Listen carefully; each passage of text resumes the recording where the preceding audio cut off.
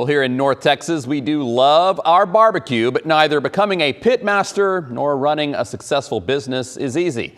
This Black History Month, Richard Solomon introduces us to the owners of Dallas's Off the Bone, and they share how they've mastered the art of barbecue, business, and love for nearly 20 years.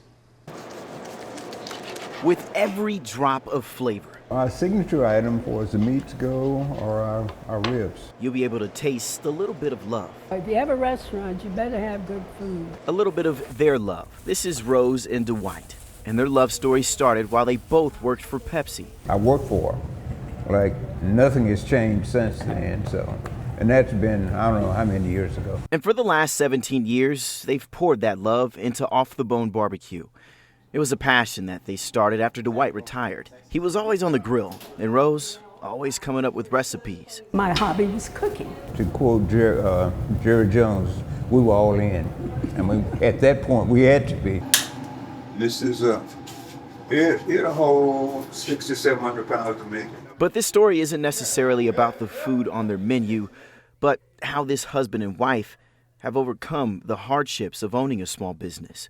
It was ugly during that point in time. The restaurant opened in 2008 during the recession. Business was uncertain, but they were able to push through. If anybody was at the convention center and they wanted to eat, this was it. And that was a good thing. And then in 2020, the pandemic. Dwight says they were fearful they'd have to close their doors for good. But because of resources like the Texas Restaurant Association and different delivery options, orders, they kept pouring in. A couple of cases of brisket, a couple of cases of ribs, sausage, chicken. So besides the juicy sides, what's keeping them going is the simple recipe of not giving up, mixed in with hard work. It's really important in these times when all of that's trying to be erased, that we remember who we are and where we came from. These two brought a flavor to Dallas almost 20 years ago, and they're hoping it'll last for many more to come. In Dallas, I'm Richard Solomon.